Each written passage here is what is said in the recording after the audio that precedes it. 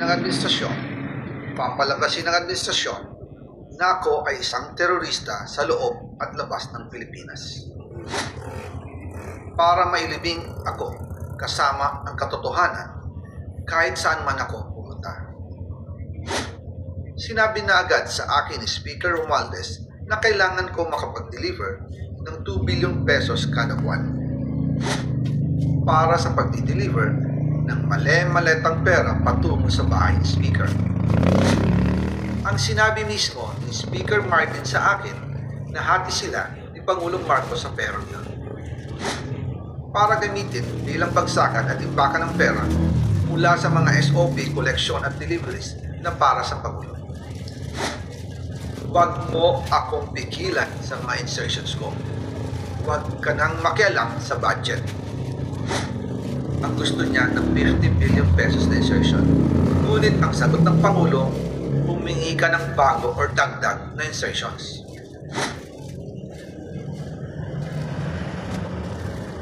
Magandang araw po sa inyo lahat. Bago ko ipagpatuloy ang aking paliwanag, nais ko munang magpasalamat sa inyo. Maraming salamat sa inyong bukas na isipan, sa inyong pasensya, at sa pagtanggap ninyo sa mga impormasyong aking binabahagi. Alam kong hindi madali ang mga paksang ito. Mabibigat at mahirap tanggapin. Hindi po ako makauwi dahil malaki ang banta sa buhay. Ngayon naman, ay meron kaming natanggap na balita. Papalabasin ng administrasyon na ako ay isang terorista sa loob at labas ng Pilipinas. Para mailibing ako kasama ang katotohanan kahit saan man ako pumunta. Pero mahalagang malaman ng taong bayan ang katotohanan. Muli, taos-puso akong nagpapasalamat sa inyo. Una po sa lahat, sinasabi ng ICI at ni Henry Alcantara na 21 billion pesos daw ang napunta sa akin. Hindi po totoo yun. Wala akong natanggap na ganyang halaga. Ang totoo, mula 2022 hanggang 2025, ang kabuuang pera na dumaan sa akin para ibigay kay Pangulong Bongbong Marcos at kay dating Speaker Martin Romualdez ay umabot sa 56 billion pesos at hiwalay pa dyan ang 100 billion pesos insertion ng Pangulo sa 2025 budget. Pati na rin ang 97 billion pesos flood control insertion na inilagay sa NEP ng 2026 National Budget. Balikan natin kung paano ito nagsimula.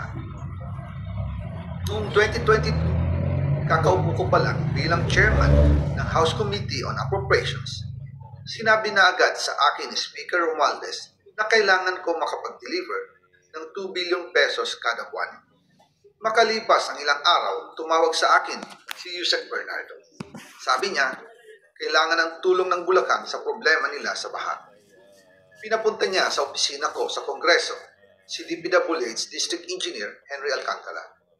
Sa naging meeting namin ni Alcantara, siya mismo ang nag-offer kung paano ang hatian sa mga proyekto ng DPWH. 22% para kay Speaker Romualdez, 2% para kay Yusek Bernardo, at 1% para sa kanya. Doon po nagsimula ang tinatawag nilang deliveries. Sistema po ay ganito. Ang mga tao ni Henry Alcantara ay nakikipag-ugnayan sa mga tao ko na sina Paul Estrada at Martin Sy. Sila ang tumatanggap na pera mula sa mga tao ni Alcantara. Minsan sa bahay ko sa Valle Verde, minsan naman sa BGC parking. Pagkatapos nilang makuha ang pera, sila Mark at Paul naman ang nag-aayos o nakikipag-coordinate sa tauhan ni Speaker Martin Romualdez na si Jocelyn Sereno para sa pag-deliver ng male-maletang pera ng sa bahay ni Speaker. Na sa North Forbes Park sa McKinley Drive at nang lumipat siya sa number 14 Nara Street sa Forbes.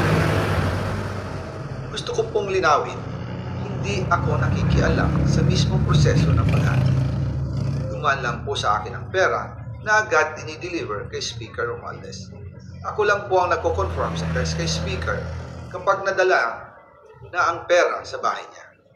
At lahat ng ito, mula sa unang utos noong 2022 hanggang sa huling delivery noong 2025. Kung umabot sa mahigit 55 billion pesos plus ang naihatid sa bahay ni dating Speaker Martin Romualdez.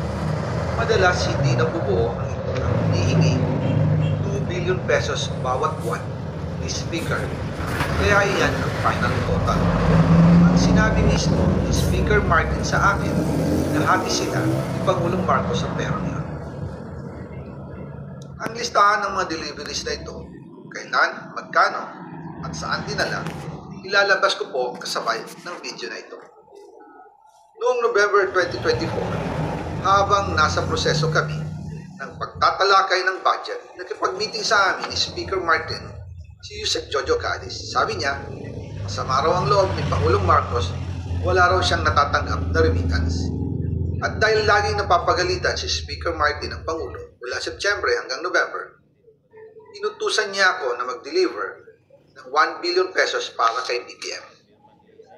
Ayon pa kay Yusek Jojo, nang ipaalam niya ito sa Pangulo, ang utos sa kanya ng Pangulo ay mag-ingat at siguraduhin si Yusek Jojo lang ang maghahatid.